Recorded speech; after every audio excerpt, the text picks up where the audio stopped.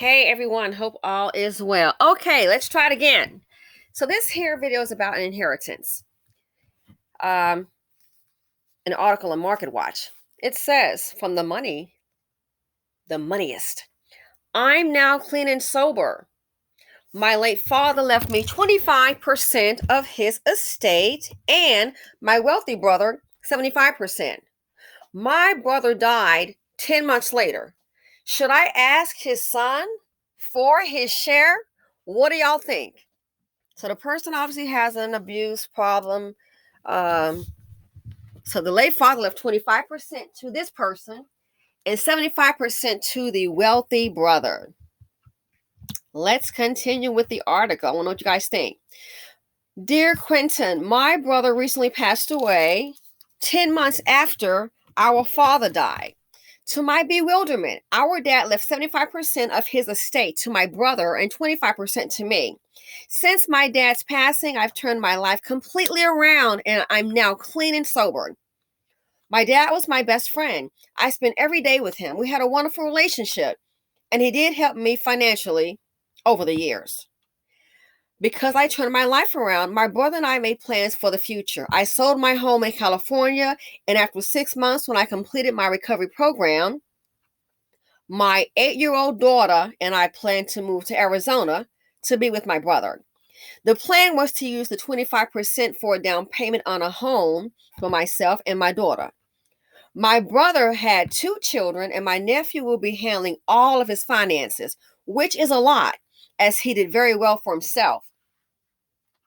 My brother was still holding all the inheritance from our father, including my 25%, as well as some stocks and bonds that were to be split. My niece and nephew would never need my father's 75%. My brother left them so much more. Would it be out of the realm to ask or to even hope that my nephew would decide to give me the entire inheritance from my dad's estate? In other words, not just my 25%, but my brother's portion of the estate as well. My brother never touched his share of the money. I would ask for 100%. What do you think? Is that asking too much or way out of line? Signed, bereaved sister and daughter. Dear Bereaved, congratulations on turning your life around and getting clean and sober. Reading between the lines, it seems like your father was concerned about your sobriety, and did not inadvertently want to be an enabler by giving you a large sum of money, which may or may not put temptation in your way. Putting that 25% towards the down payment sounds like a good plan and will give you and your young daughter the stability you need. While leaving an unequal inheritance to different children can create ill will and arguments, is not so unusual. For example, 1/3 of parents aged 55 and over told a 2018 Merrill Lynch Bank of America Age Wave survey that it's okay to leave an unequal inheritance to children. The reasons may vary. One adult child may have a physical disability or have cognitive impairment and require long-term financial assistance, or one may be married and have double income. Your case is different. You say you were close to your father. He may or may not have intended your brother to help you out. We may never know. And even if that were true, your brother is now gone. Your brother passed away, and your nephew and his sibling inherited their father's assets, including the inheritance your brother received from your father. That inheritance belongs to your brother's kids, and I believe it would be a mistake to lay any claim to it. What is fair and what is unequal are two very different things. Your father, I assume, gave the situation a lot of thought and took into consideration the money he previously gave you. It's not up to you, unfortunately, to decide whether or not your nephew or his sibling deserve this 75% based on their wealth. That inheritance belongs to him, and if you wish to maintain a good relationship with this young man, resist the urge to chip away at his inheritance. That's what I wanted to talk about. Now, people do things differently in different cultures. For example,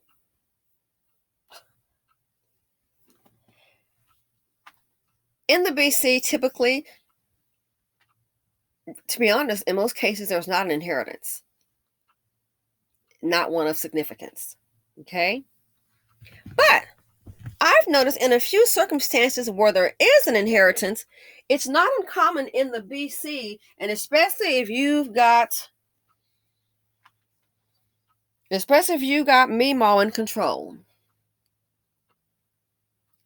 If they're in control, which most cases they are because we live in a matriarchy as opposed to not a patriarchy, then what they will typically do is the money will go to the son. He could be in jail, coming home from jail. If there is a house or condo, anything to be had, most people in the BC, I hate to say it, we're doing things backwardly. And I know it's not pleasant to hear, but again, if we cannot deal with what's real, you're going to continue to have these ills. We have to deal with what's real, or just continue having these ills, be it emotional, physical, financial ills. So in the BC, typically, this is how I've seen it. Oh, well, so and so can't take care of themselves, and they'll give the inheritance, the car, any money will go to the dust bucket, especially if it's a male. So they call themselves, I'm gonna leave so and so something because the rest of y'all can take care of yourselves and so can't. And I've noticed I've seen this happen too with a lot of poor white people. So it's pretty much more of a social economic thing. It really is. I've noticed that too with white people. I've heard of this happening. And why is that? So you think that's where you belong, it's just to be down. So in doing so, they'll leave everything to a person who is the least performing, a low performing vibrational person. That's who get the inheritance. Oh, I gotta help so and so out. In the meantime, in between time, there could be a person that knows about business, that knows about investing, or at least has that desire to become a business owner, entrepreneur. You will get nothing. Why? Because if you have already sustained a decent living, you got your own place, transportation, a few coins, guess what? Those people typically don't get any help. Sorry to say, there's not going to really be any help for you. It's just not. No help for you. You're on your own. You can make it. A lot of people at the bottom seem to sympathize with low performing vibrational people. So they're like, I'm going to go ahead and give it to them. And see, that's the reason you have with poor people can never get generational wealth. That could be a boost for someone. But no, they'll give it to somebody who's low vibrational, somebody who's lazy because they got sympathy in their heart for them. And so you keep on passing down poverty. Or a person that knows how to make the money increase so it can benefit the family. They don't get a chance. That's how a lot of poor people think, and that's how they keep generational poverty going. Rich people, on the other hand, think differently. People that have money, they can have a family member that's a lazy, nothing, worthless. I've heard them say, "Oh, so and so, we don't deal with them because, they like to be trailer park trash. They like to be PWT." I've heard a person tell me that she wants to live like poor white trash, so we allow her to. All the help in the world, but she loves hanging down with Dusty Dan and fighting and drinking beer all night. So the family doesn't mean they don't love you. They're like, I've been told that. She loves that lifestyle, and we've allowed her to live that way. So the communication is limited. So when something happens, you think, oh, well, she's going to get something. They will leave it to someone else. Why? Because the money is earned. Sometimes it's inherited. Even if it's inherited, you have to kind of keep the wealth going. So they're not going to be like a poor person who typically just give the money to, oh, so and so needs help. I've seen this. And that is how the wealth it can keep on going. They will choose a person to carry on the torch, not based on, oh, look at little Neek, look at little Becky or Beckisha, look at little Maria and little Ling Ling didn't make it. Oh my, let me go ahead and help her. She can win $5,000 at a casino and it'll be broke by Monday, and then back at that job at the Dollar Tree, complaining. Didn't even last 2 weeks. So rich people think differently, and that's why this is. And a lot of people think, oh, it should be 50-50. That's that person's wealth that they were able to obtain. And with a person with they get too much, might get comfortable. Oh, I'm just going to celebrate one time. That one time is all it takes, and they'll blow a fortune. So when people have worked for money, it's their money, they can do what they want. But that's how a lot of them think. Good example in Palm Beach. Becky, this lady, I'm thinking late 30s. So she had married a billionaire, not a millionaire. B as in boy. Becky had married a billionaire. This man was like maybe 70s. He died. So you're thinking, oh, they're married. He's a billionaire. And of course, she was the second wife. He's a billionaire. He died. She had a substance abuse problem. Big time. How does he know he's married to her? Oh, she had a major substance abuse problem. When he died, Mr. Billionaire died, and guess what? He left her one property, a house, and a couple of $100,000. That's what I said. He left her a couple of $100,000. Not 1 million. No, no, no. He left her a couple of $100,000. And true to form, I was kind of shocked to hear about it. So what she did, now they didn't live in Palm Beach initially, but what she did, she left her location because she met him in Palm Beach. So she left her location, and when he died, she went ahead and moved to Palm Beach. So she rented an apartment that was already furnished. That's what she did. She rented her an already furnished apartment, okay, in Palm Beach. And I knew then I said, well, she's looking for her next man. Hey, can't blame a girl. She's looking for her next man. Yep, that's how I saw it. Looking for your next man. I see you, girl. She paid in cash for the apartment. And I'm thinking, I'm not sure if it was a 6 month lease or a year lease, but she paid in cash, which is not unusual. Guess what happened? She lasted, I believe, less than 2 months. Uh-huh. Less than 2 months. You want to know why? She got to Palm Beach and they found her in the apartment, OD'd. Lasted less than 2 months. And then they say her family came. They were, everyday people, poor people, really. Packed up her little personal items because it was already furnished. And then they were asking for the money back.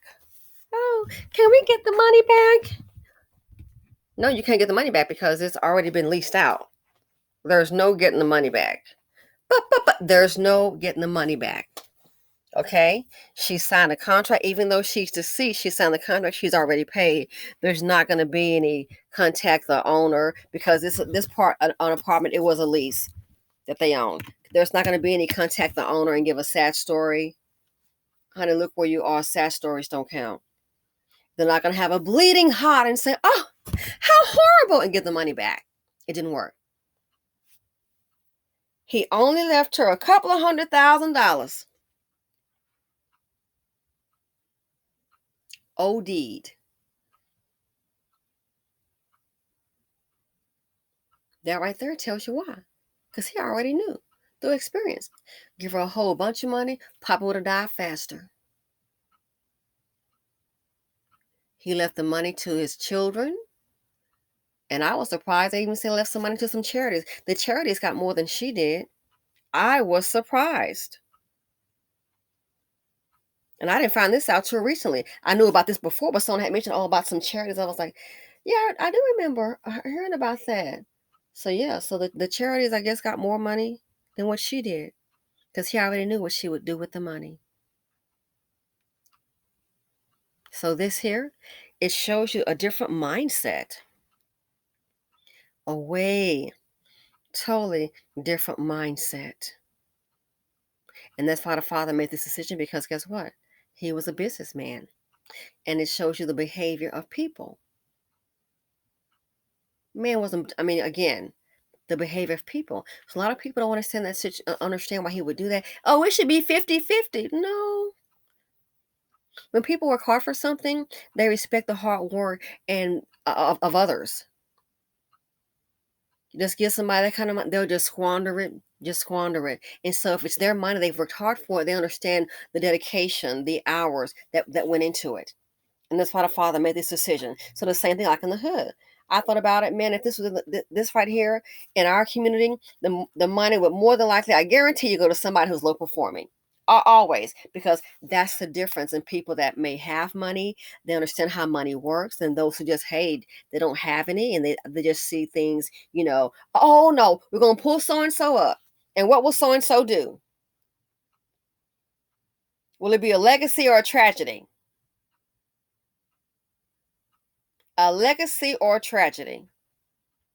So this here, it explains a lot. The mindset, a wealth mindset, and a person who doesn't maybe have a wealthy mindset. Oh, just pay 50-50. That's not right. No, no, no. They want it to continue. They want a legacy to continue. And not a legacy of, oh my goodness, the money was spent all at the bar, or the man with a little powder in his hand. So that's why some people make decisions like this. Again, they understand the wealth building process. And that's why this person here, I'm quite sure, clean and sober, he's probably bailed her out a many day. Bailed her out a many, many, many day. And so then he already realized she's not good with money. Clean and sober. So when you weren't clean and sober, who was taking care of your daughter? So a lot of people may say, oh, that isn't fair. And I can see them saying that, but I think he did the right thing. 25%, that's kind of low. 25, but he left her wealthy brother 75%. Why? He wants the legacy to continue. That person probably knows how to live within their means. That person is more financially sound. Again, she's clean and sober. What have you been doing with your time? And probably just thinking, oh, daddy's helping me, taking care of me. And people sometimes, when they have parents who are affluent, they figure, I have nothing to worry about. Why? Because, oh, the person passes on, then I'll get my part and I'll be set. So they just live all willy-nilly. Don't have to work hard at anything. But it seems she got a surprise. So you're clean and sober, get the 25% and go make it happen, Captain. So yeah, let me know what you guys think. But this, I understand it.